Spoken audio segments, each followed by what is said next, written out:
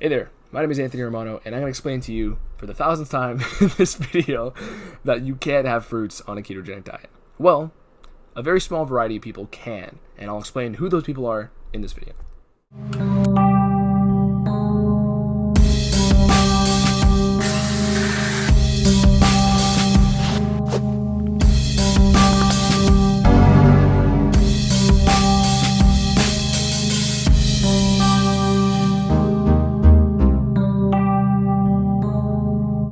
So, why can't you have fruits on a ketogenic diet?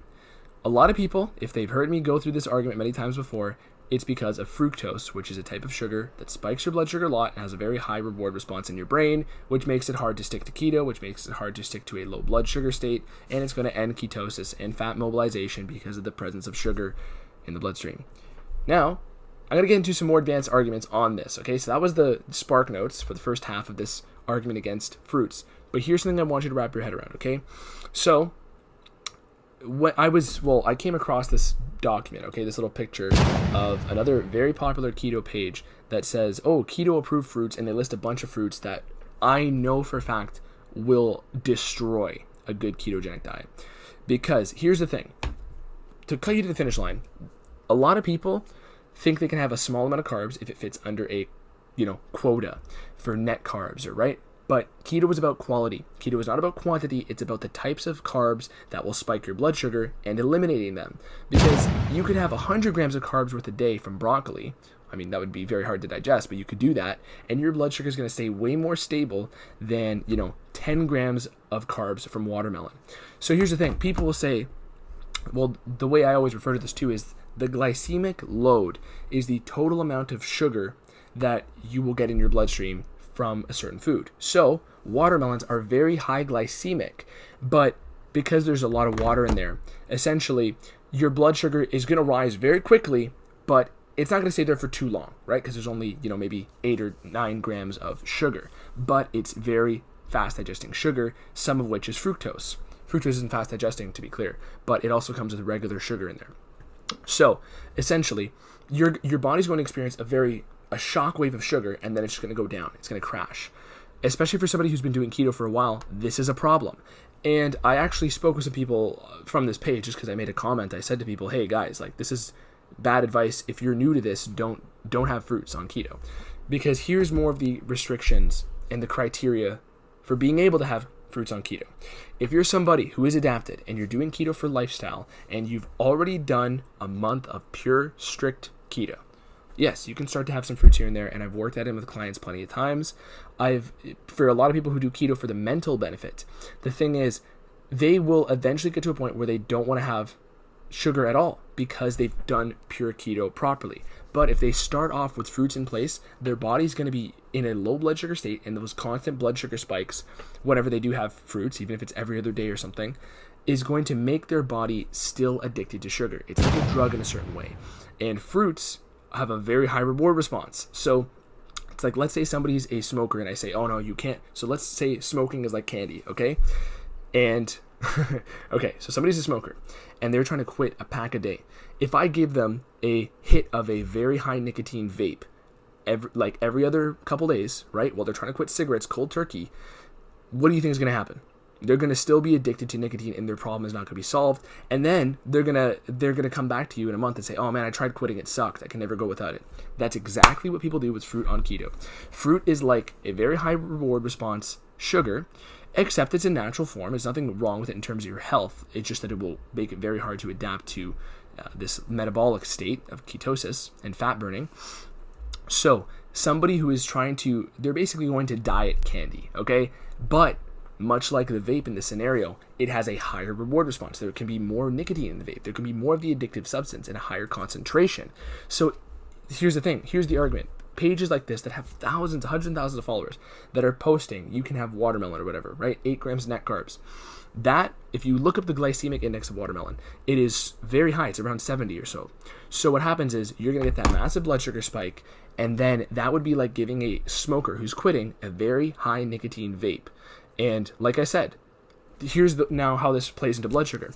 What do you think is going to happen if you give them just one puff of that? If you give them one bite of the watermelon or one serving of that watermelon, it's going to start a cascade of them getting re-addicted. And the very sad part of this has 2 points here. The first is that I've worked and I personally cured a lot of people with type 2 diabetes. And I made videos on this. I just don't talk about it as much because it's not my thing. I'm not a medical professional technically. So of course I'm not going to make videos as if I were a medical professional. But I have worked with dozens of diabetic people, and I have personally either removed their conditions completely, or at the very least gotten them off medication. So with every diabetic person, it's 90% of them were not addicted to Snickers bars every 5 hours. It was fruits. It was fruits because they have the highest reward response, and people often overlook them because they think it's natural. They think a sugar source that's in nature is totally fine.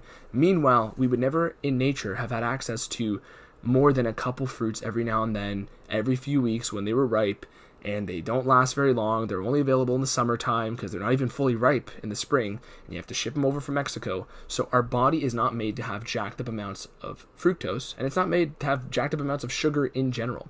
So when people are making these huge fruit smoothies, that is actually the most common meal that I've found in the diabetics that I've worked with personally.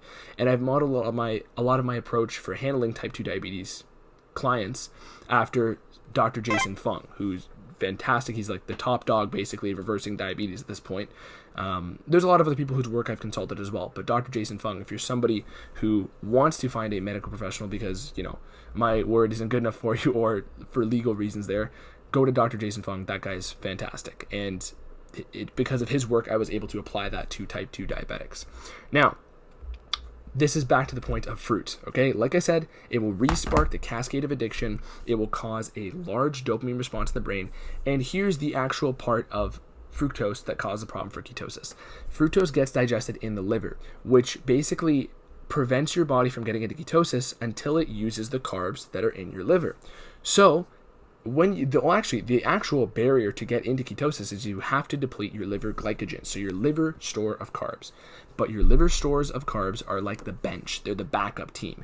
So your body only starts to mobilize them really in a large amount after you've depleted your muscle glycogen.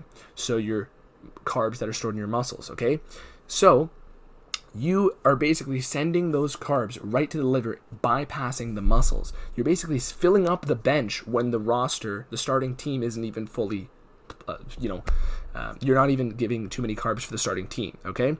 Because your body's still going to make enough carbs to fill up muscle glycogen on a ketogenic diet. But if you then ate fruit, what's happening is those carbs aren't just going to your muscles and then the next day you're back in ketosis. No, they're going to the bench, and then from there you have to wait until you've done enough activity to get those guys out of the bench. So that's the point there. So it takes even longer to get back into ketosis. And for a lot of people with the type 2 diabetes scenario, they have fatty liver, or insulin resistance people, they have fatty liver because they're jacking up a large amount of fructose to the liver. And on top of that, the counter argument a lot of people will make, and actually the one that was given back to me by another commenter, was that, berries and stuff don't have too much fructose, which is a good point. Berries, strawberries, blueberries, blackberries even, they don't have as much fructose, and they have a very moderate blood sugar spike. So can't you have those? Well, those are definitely a better option compared to some of the other fruits like watermelon, cassava melon, cantaloupe, honeydew. Those are, berries are a way better option than that, even just looking at their fructose content. But you're still going to get a blood sugar spike, and from that point, I would still never recommend it on a practical level for anybody who's been doing keto less than a month. Realistically, I would wait 2 months before I'd integrate that to somebody who I was working with, especially if there's someone who is addicted to sugar in a way that it, really took a hold over their life. So it's a practical reason, and people will go into the, trying to get into the biochemistry of it, saying, oh yes, there's less fructose in the blueberries, so it's just going to be just a couple grams of glucose coming in. That's still going to raise your blood sugar, and what I found personally is that on a practical level, I've tried to allow fruits in for years. Like I said, I've been doing this for 8 years, okay? That's longer than most people on the internet. And there's a few people who do have more, though, and I've learned plenty from them, so, kudos. But I've seen so many people where they've tried to integrate little bits of fruits here and there in the beginning, and it messes them up like nothing else. It's a small amount of a high reward response sugar, even if it's just, blueberries or something with, even if blueberries had no fructose at all, I still wouldn't be cool with it because of the blood sugar spike. And yeah, you can try to mix it with fats, you could try to mix it with fiber to blunt that blood sugar spike, and that would be better options. How practical that is, I don't know, because the whole principle here is you need to get your body used to quitting sugar.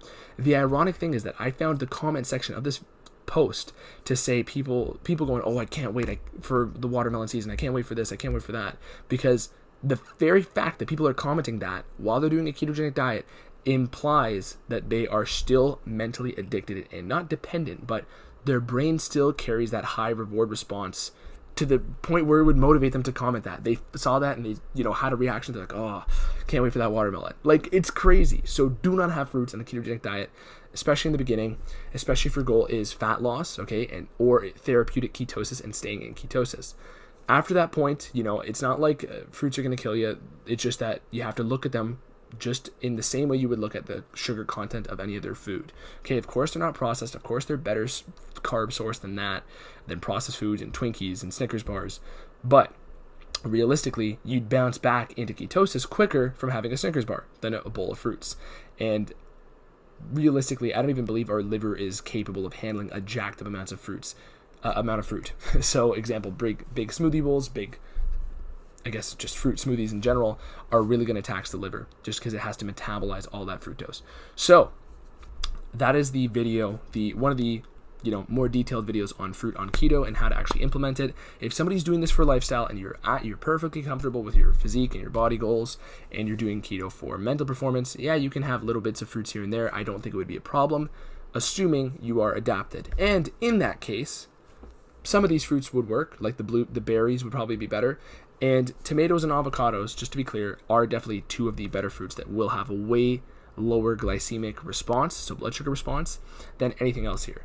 Maybe I've put that in the picture too. I've wrote down that, they're better options. They're much more acceptable after you've been adapted.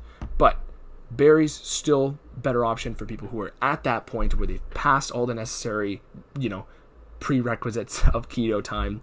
And even from there, I still wouldn't recommend melons at all, unless, again, of course, the goal is lifestyle. So no matter what your goal is, you can go to my website, romanoketo.com, and you'll find my coaching. This is where I message people all the time. I have clients messaging me about their groceries. I have clients messaging me, hitting me up saying, hey, is this keto? Should I buy this? Should I buy that? Besides the fact that I've set them up with a plan and, overall been there 24/7 in a new style of coaching that nobody really does except for me, where we're in constant communication to keep you on track, because keto is the type of diet where it is about quality and little details do matter. So if you want help with that and you want it from somebody experienced for longer than most people, go to my website and I'll try to help you out with comments and stuff like that down below. But keep in mind, if you want the real deal where I look at your stuff personally and make stuff personally for you and then we're in contact, that's something nobody else can really offer. So also go to my website for free downloads and stuff like that so you can do these things yourself and educate yourself, and follow my Instagram and like this video and subscribe. Anthony Romano. Peace.